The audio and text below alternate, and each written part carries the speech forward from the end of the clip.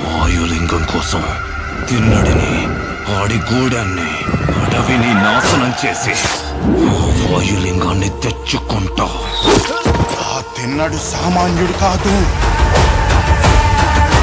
అతన్ని దాటి వాయులింగాన్ని చేరడం అసాధ్యం. వాయులింగం మీద దుర్మార్గుల చూపు పడింది. ఈ వాయులింగ రహస్యం కాపాడడానికి నా ప్రాణాలు సైతం అర్పిస్తాను. ఈ గూడెంలో ఏ బిడ్డకి ఆపద రానివ్వను. ఇది నా ఆన, తిన్నడి ఆన.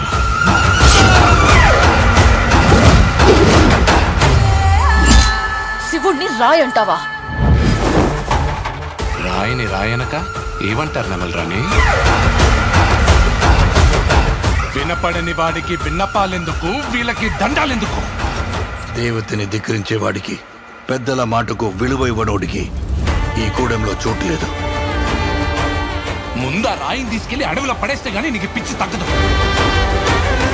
తప్పు మామ, అలా అనకూడదు. ఇలాంటివాడు మీకు గొప్ప భక్తుడవుతాడని నమ్మకం ఏంటి ప్రభు? నీతో పాటే నేను ఆ సమయం కోసం ఎదురు చూస్తూ ఉన్నాను.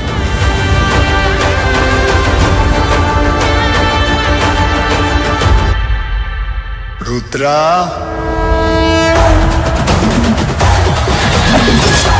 ఎవరు నువ్వు? ఆ పెద్దోళ్ళందరికంటే నేనే పెద్దోడిని.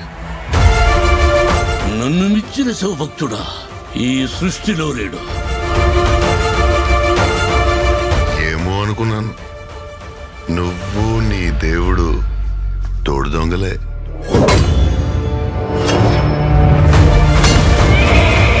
శివయ్య అని మనసారా పిలు. అది జన్మలో జరగదు. ఓ సంతటోడివా? వెలివిద్యలో నీకన్నా గొప్పవాడొకడు ఉన్నాడని తెలిసి అతని బొట్టని వెళ్ళి తెప్పొట్టించింది నువ్వే కదా. వెళ్ళబోయా, వెళ్ళిక నుంచే. నేనింక నిన్ను వదలను. ఇది నా ఆన, తిన్నడి ఆన.